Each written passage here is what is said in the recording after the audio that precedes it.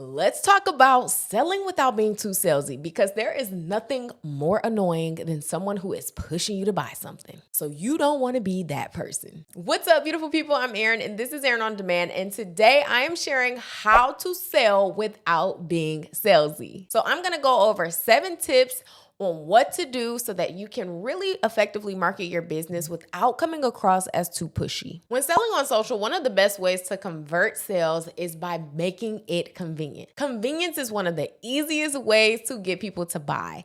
Now, especially when it comes to selling on social, you want to make it as easy as possible for people to understand how to buy and how to buy quickly. The more steps it takes for them to purchase, the less likely they're going to convert. This is why I love manychat. This portion of the video is actually sponsored by manychat, but I was going to tell y'all about it anyway. Now, I know you have seen those posts where they say comment link and I will send you a DM with a link to this item. This is a game changer. And 9 times out of 10, they are using manychat to set this automation. So they are not sending you an individual DM. They will be up all day, all night doing that. This is a social media automation that you can use on Instagram, on any of the Meta products, or you can use it on TikTok now because they have recently launched on TikTok. Now, this is so powerful because instead of sending your community to the link in your bio, which is absolutely dead now, you are able to send them a direct message with that link inside. They don't have to sift through your multi-link platform in your bio to then find the link, to then be taken out of Instagram, to then have to find the checkout page. There are so many more steps, which makes it a lot more inconvenient for a potential buyer to make the purchase. So with manychat, you're directly sending them exactly what they've asked for, and you know there's interest there because they made the comment, and now you've taken that conversation to your direct messages. And what I love about manychat is there are so many more automations that you can create. Now, I love using the DM automation once they comment because I have personally seen so many conversions with this with my top 3 notebook. This is my flagship product, and we have sold thousands and thousands of copies, large in part due to manychat and the convenience that it has made selling my product on Instagram. On average, the click-through rate for link in bio is 1%, while links in DMs is 46%. That is a huge difference. And you can use manychat for your digital products, physical products, affiliate marketing links. Honestly, anything you want to drive traffic to make sales, you can use manychat for. So I'm going to show you how easy it is to set up an automation. I'm in manychat, and this is what it looks like when you log in. So let's explore all of the templates. There are a ton. So you don't just have to do the auto DM links from comments, which is the most popular one. There are so many where you can do webinar signups, launch a new product, and everything in the flow is already built out for you. Now, because this is their most popular one, they have this quick automation tool, and it is so nice because everything is just done for you already. You don't have to think about anything. You don't have to have any coding experience or nothing like that, honey. So you're going to pick which post you want to set the automation up for, and you're going to put that word in that you want people to comment in order to get that link. This is a feature that I love, an opening DM. This is something that you can toggle on or off, but I would definitely recommend to have an opening DM. This is going to help boost engagement because essentially it creates a conversation. So instead of it just spitting a link to their DMs, it will make them click a button, and it basically starts the conversation so that you can then send a follow-up. You can grow your followers. You can collect emails. There's so much more you can do when that conversation has been started. So you can change this opening DM to say whatever you want. They do give you a suggestion. You could add your own little flair to it. And this is basically what they're going to click in order to send them the link. So this is what this button will say: send me the link, or send me the link for the sunglasses. And then when they click that, then you will add the link. So you can say, here you go.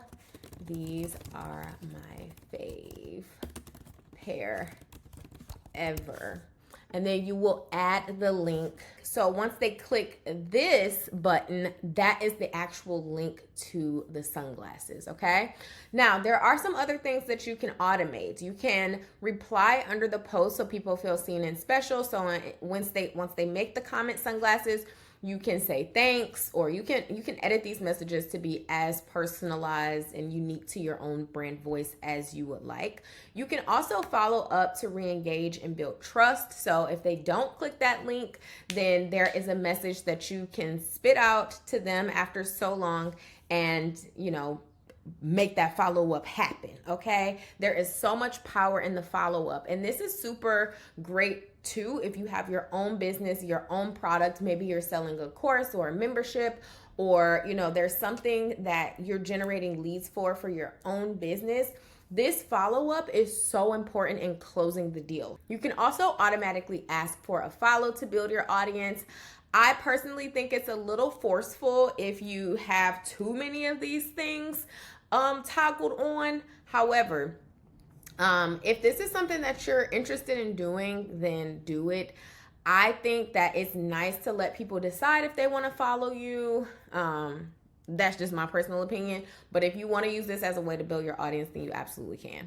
And then you can also ask for emails and DMs to keep in touch beyond social. So this is also a great way to just continue to build your audience. If you have a newsletter or anything like that, this is such a cool feature that they've also built into the quick automations tool. All you have to do once you've customized all of this to your liking, just click go live and you are ready to rock and roll. So remember, the more convenient you can make it for them to buy, the more likely they are to convert. And that's on manychat. So make sure you check out manychat and set up your automations. It is so easy. I will leave all of the information for manychat in the description box below. Next thing is to pay attention to what you buy. One of the best tips in marketing is to reverse engineer what it is that you're attracted to. So you can check your bank statements, you can look around your house, you can think about your favorite brands, what stores you shop at most frequently, what are your must-haves that you always buy, you always keep them in stock, and think about why you like them. Do you like the product for its functionality?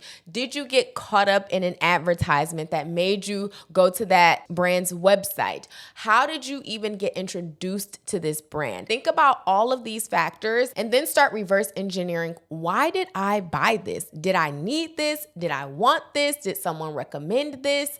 Is it easy to use? Is it solving a problem? And once you ask yourself this, it allows you to think about selling in a completely different way. You want to think about selling first from the buyer's point of view. You never want to think about selling as a seller, because when you think about selling as a seller, 9 times out of 10, you are going to be overly pushy, which is going to push people right away. Remember, marketing is emotional. So you always want to first connect to your potential buyer's emotions before you ask for the sale. And if you think about it now, when you look at commercials on TV, when you look at ads on YouTube or Instagram or wherever you consume content that ads are running, you will notice that they're a lot more conversational now. They sometimes don't even ask you to buy.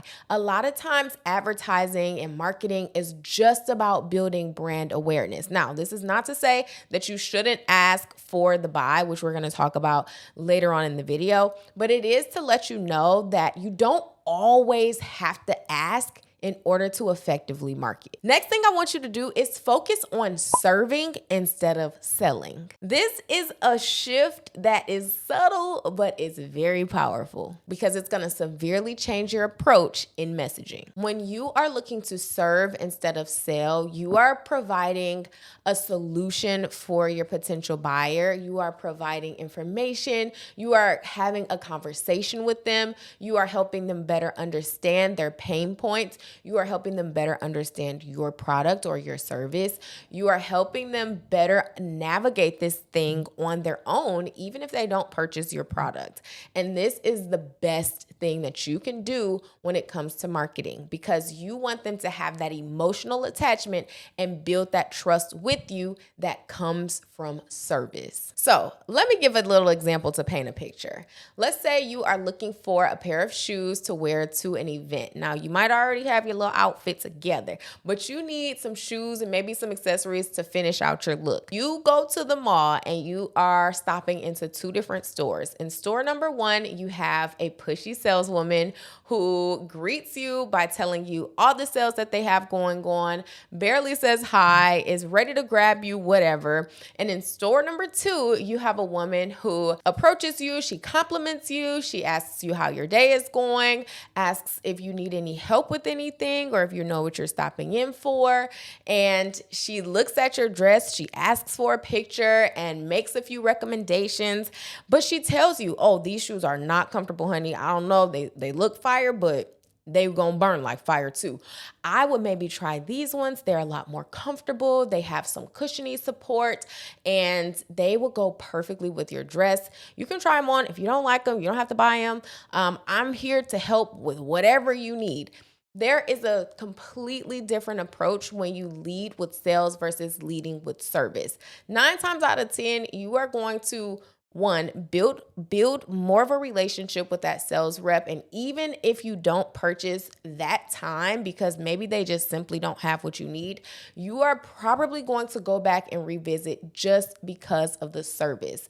You also are being educated. If you don't know how that brand's shoes are made, knowing your product and being able to educate somebody on why they may or may not like something is very important when it comes to selling. And the attitude of not necessarily pressuring you to buy is always going to make people more attracted to purchasing. This is the difference between push marketing and pull marketing. So before you let somebody in on what sale you're running or what you're even selling, think about, why is this relevant to them? Why would they even want to make this purchase? Selling is always more effective when it is paired with service. Essentially, when you focus on serving, you are building know, like, trust factor. And that is my next point, is to build know, like, trust factor. Know, like, trust factor is a marketing term used to emphasize how important it is to build a relationship, a genuine relationship, before you ask for the sale. So essentially, step one is your audience needs to know that you exist. They need to know who you are or know your brand. The second phase of know, like, trust is the like. They need to like you and like your brand. You may not have a personal brand, but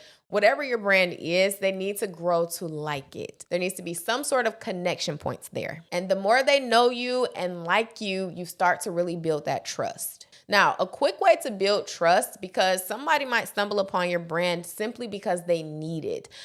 A quick way to build trust is through reviews, or even more quickly, word of mouth, which boils back down to service. When people feel the service is great, they're naturally going to leave a review or recommend you to other people. And this is how you really start to build a brand where your customers are your sales reps for you. Another way to think of this is my next tip, which is the 3 Ps: prepare, position, and then promote. I feel like I'm basically saying the same thing over and over again, but in a different way, because sometimes you need to hear it differently in order to really understand it. So prepare your audience for whatever it is that you are selling. So when I was launching my top 3 notebook, I was using a whiteboard to write my top 3 every single day.